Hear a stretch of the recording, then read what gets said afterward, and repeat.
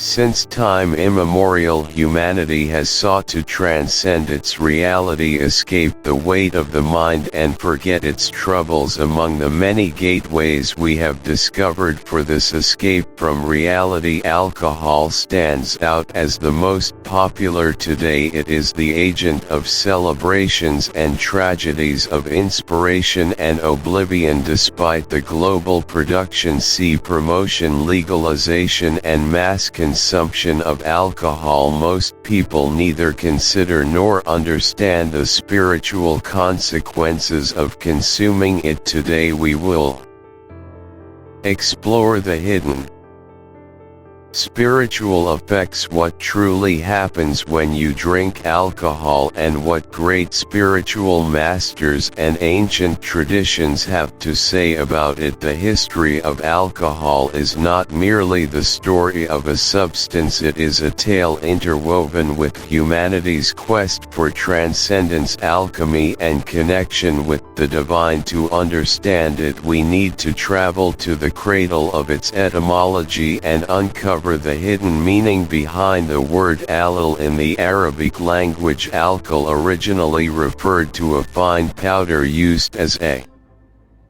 cosmetic to darken the eyes, known today as kohl, but this term held a deeper meaning for alchemists. For them, alil represented something intangible, an essence that could be distilled, the soul of a substance, the spirit captured in the alchemical process. Essentially, the Arabic word alil means body-eating spirit. In alchemy, alcohol became the symbol of a volatile essence, the spirit that separates from raw matter. Perhaps this is why to this day we refer to alcoholic beverages as spirits. The use of alcohol as a fermented drink is even older.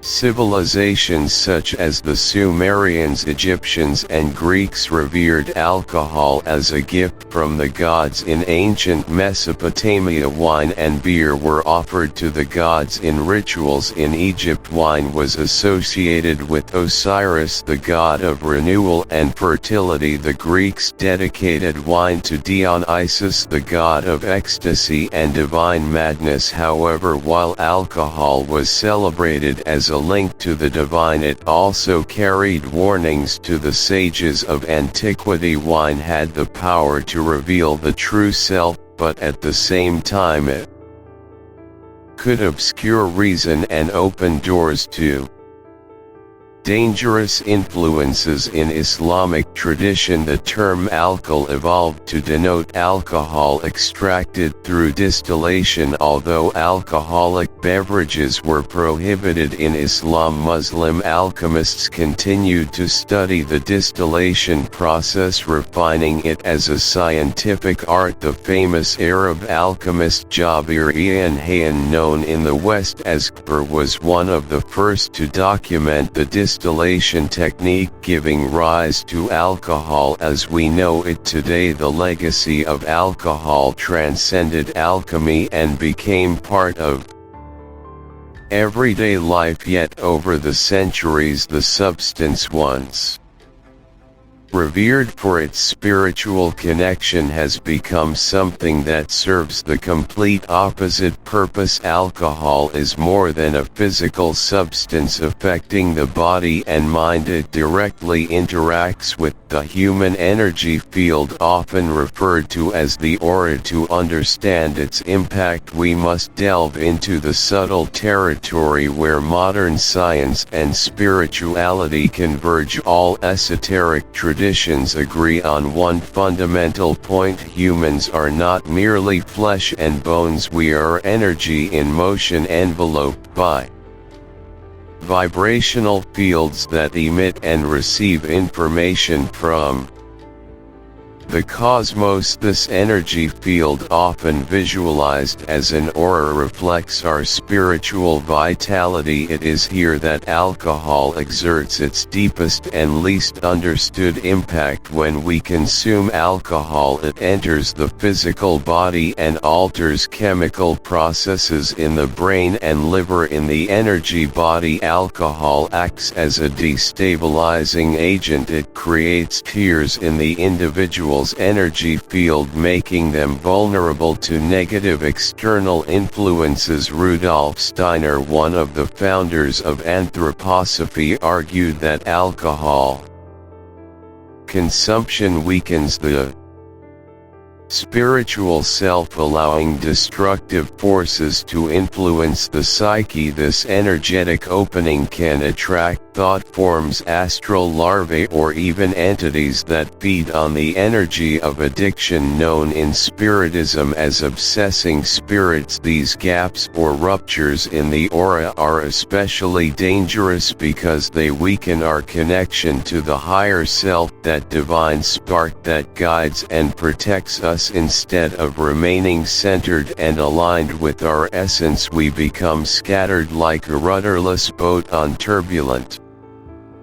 waters. This is why many people report feeling emotionally unstable, spiritually disconnected, or mentally confused after consuming large amounts of alcohol. The impact on the chakras is equally significant. Alcohol tends to overstimulate the root chakra, associated with earthly pleasures and survival, while weakening the crown chakra, which connects our consciousness to the divine. This creates a dangerous imbalance. We seek immediate satisfaction in the material world while avoiding higher truths great spiritual masters have always warned about.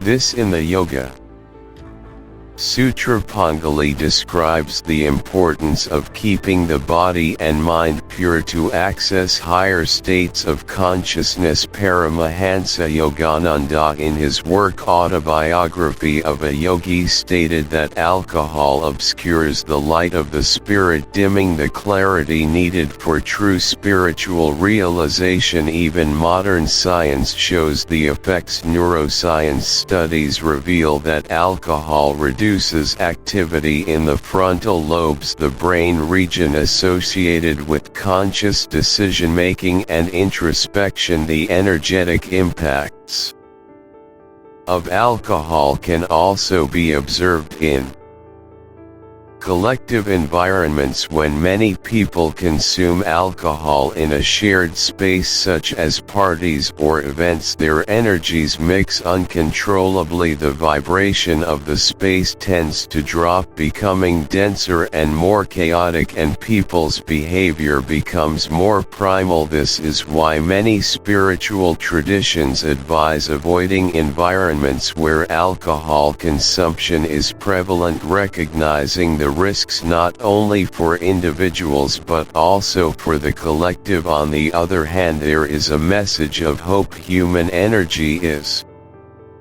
incredibly resilient. Through spiritual practices such as meditation, Reiki yoga, and conscious intention work, it is possible to repair the damage caused to the energy field and restore balance, but this requires effort and dedication, a deliberate choice to transcend material impulses and return to alignment with the divine. By understanding the impact of alcohol on your energy field, you can begin to make more conscious choices that bring you closer to who you truly are. Is the fleeting pleasure of a drink worth the disconnection it causes from your essence, alcohol exerts an irresistible pull on humanity. Over the centuries it has been celebrated in rituals, used as a medium for socialization and sought as an escape. But why, despite knowing its harmful effects on the body and mind, are we still drawn to it? What lies behind this veil of illusion that makes us crave something we know deep down will harm us? At the core of this attraction lies a profound disconnection from our true nature. Since ancient times, humans have sought ways to escape the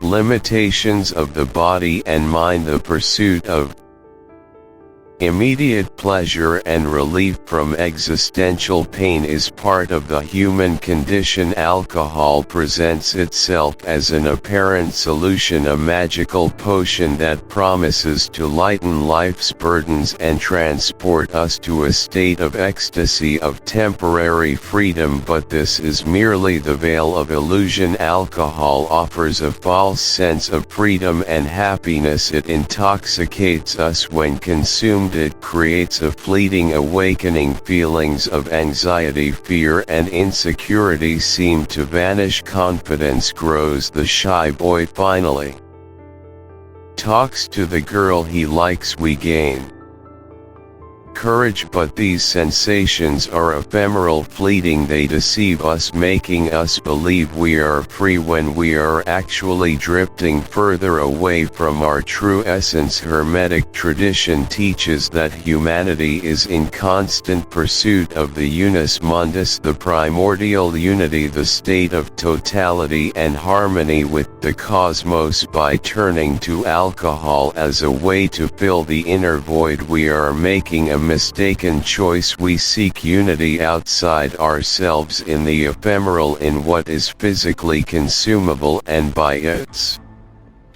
nature depletes us. Alcohol offers a false link to wholeness, but this link is fleeting and eventually breaks, leaving us emptier than before. Ultimately, what we seek is a reconnection with our inner divinity, the peace and fullness that do not come from external sources but reside within us. Ancient sages such as Plo and Lao spoke of the path to true freedom and enlightenment, a path that does not depend on fleeting pleasures or temporary escapes. Plato in the Republic described the soul's ascent as a process of liberation from the illusions of the physical world. Lao in the Ta Ching taught that true peace is found by living in harmony with nature and the flow of the Toa, not through excesses or escapism. On a psychological level, alcohol reinforces a pattern of emotional dependency. People often do not seek alcohol solely for pleasure, but as an attempt to cope with psychological and existential suffering. Alcohol has a sedative effect that can be appealing when someone feels overwhelmed, anxious or stressed. By reducing stress, it offers false solace, providing a momentary sense of escape. It acts as a temporary release valve for life's frustrations, but it is a superficial solution that merely postpones confronting our inner shadows rather than solving the problem it conceals. It creating a cycle of escape and return to emptiness. True freedom and happiness are not found in extremes of indulgence or denial, but in reconnecting with our essence, cultivating balance and nurturing inner peace. The real issue is not the act of drinking itself, but what drives you to feel the need to drink, what makes you want to escape reality. Throughout history, many spiritual Masters, prophets and mystics have shared their insights on alcohol. Their words carry wisdom, warning us of the hidden dangers of this substance and its implications for our spiritual journey. These accounts are not mere moral admonitions but profound advice rooted in love, meant to protect humanity's connection to the divine. In Vedic traditions, alcohol is seen as a substance that reduces sattva, the quality of purity and harmony. The Bhagavad Gita teaches that a balanced mind is essential for accessing higher planes of consciousness. Anything that disturbs this balance is an obstacle on the spiritual path. According to these traditions, consuming alcohol increases the qualities of rajas, restless passion, and tamas, darkness and ignorance, destabilizing the practitioner and weakening their capacity for meditation and introspection. Buddha, in his teachings on the Noble Eightfold Path, warned of the danger of intoxicating substances. For him, consuming anything that clouds the mind hinders spiritual progress because it disconnects us from the clarity needed to perceive the ultimate truth, nirvana. In many Buddhist communities, alcohol is completely avoided as part of Shila, the ethical discipline. In Hermetic and alchemical traditions, alcohol was viewed ambivalently. While it was considered a powerful substance capable of extracting essences and transforming raw materials, it was also recognized as a dangerous dual symbol. It represented both the possibility of illumination and the risk of being lost in the world of illusions.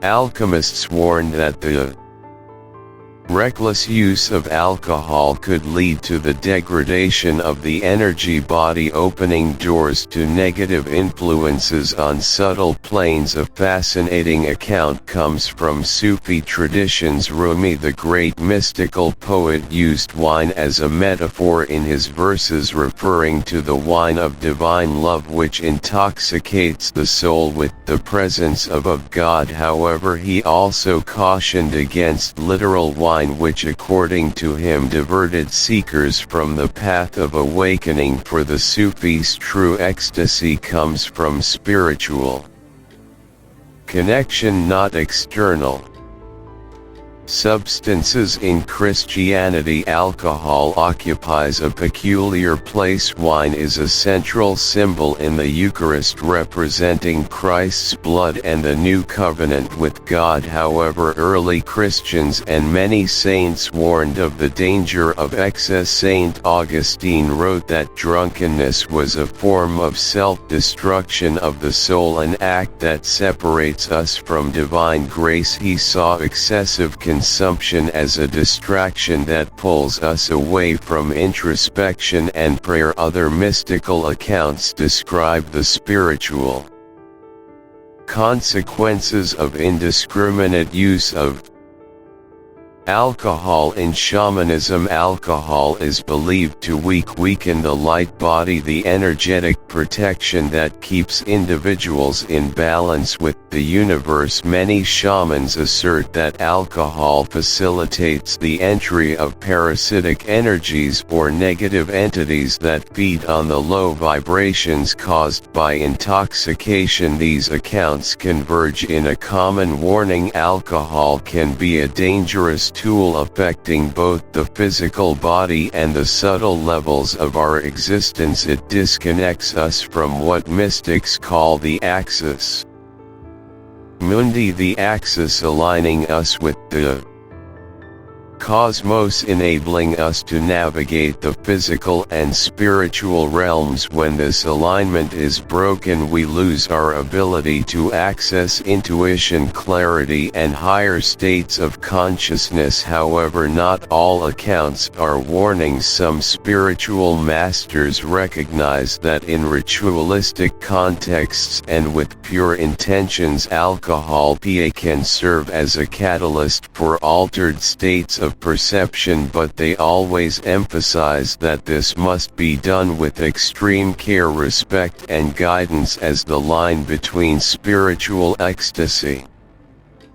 and energetic degradation is very thin. Finally, let us remember the words of the Greek philosopher Socrates, who claimed that self-mastery is the key to a virtuous life. For him, the pursuit of balance was the foundation of all philosophical and spiritual practice. By indulging in alcohol uncontrollably, we abdicate this self-mastery, becoming vulnerable to forces that cloud our mind and soul. These accounts and warnings invite us to reflect: does the alcohol we consume during our moments of leisure or celebration uplift us or pull us down? Does it connect us to the divine, or merely create an illusion of freedom? By listening to the wisdom of the great masters, we can begin to see alcohol in a new light, as a symbol challenging us to seek true intoxication, that of the awakened soul full of light and consciousness. After exploring the origins of alcohol, its impact on the energetic body, the veil of illusion it creates, and the mystical accounts warning us of its dangers, we arrive at the most crucial point: how do we break free from this cycle? How can we transcend dependence, physical, emotional, or spiritual, and discover a new perspective, a life of clarity and connection with our essence without relying on any emotional crutches? Liberation begins with awareness. When we understand alcohol's impact on our body, mind and spirit, something within us awakens. This awareness is the first spark of transformation, the starting point for real change. It is the moment we stop acting automatically, driven by conditioning or immediate pleasures, and begin questioning our choices. Why do we seek alcohol? What are we truly trying to fill the answer to? These questions often lies in our internal void, the sense of disconnection. So many of us experience alcohol like other forms of escapism, offers temporary relief but does not address the underlying cause. It is like a mask we wear during moments of difficulty, but one that eventually falls off, exposing our unresolved pains. Once more, to break this cycle, we must turn inward, where the real answers lie. Spiritual practice is a powerful path for this journey. Meditation, yoga, prayer, conscious breathing and other techniques help restore balance to the body and mind. They strengthen the energetic field and reconnect us to our essence. As we cultivate inner silence, our emotional wounds naturally surface, and as these imbalances are neutralized, we begin to realize that the peace we sought externally has always been within us, waiting to be discovered. Many spiritual traditions offer specific practices for overcoming addiction. In Buddhism, for example, mindfulness teaches us to observe impulses and desires without acting on them, instead of reacting automatically.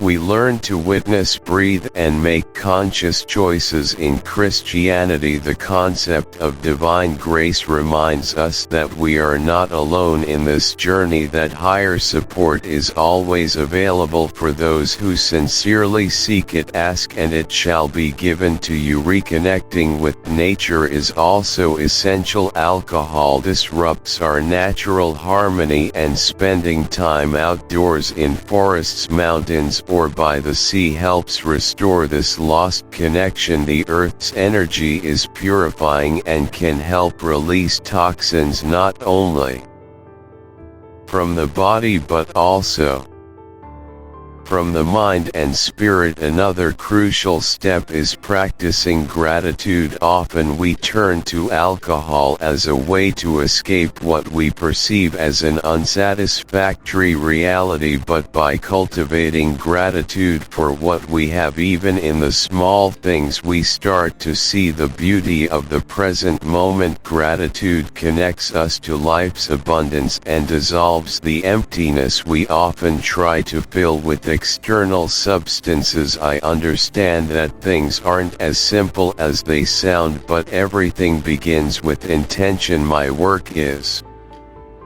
to bring you the message that you are not a slave to anything. You are the master of your consciousness and do not need any substance to be happy and live a fulfilled life. Community is also vital. Walking the path of liberation does not have to be a solitary journey. Surrounding yourself with people who share similar values and goals can be transformative. Spiritual groups, meditation circles, or even conscious friends can offer support, inspiration, and encouragement during challenging times. Finally, we must cultivate forgiveness, especially self forgiveness. Many people struggle with guilt or shame for their past choices involving alcohol, but as Rumi said, the wound is the place where the light enters. Our imperfections and mistakes are part of our journey, and it is through them that we learn and grow. Breaking free from the cycle of alcohol is not just about abandoning a substance, it is about embracing a new way of living, a freer, more aligned way of being that reflects our true nature. Visualize this transformation as a tree reborn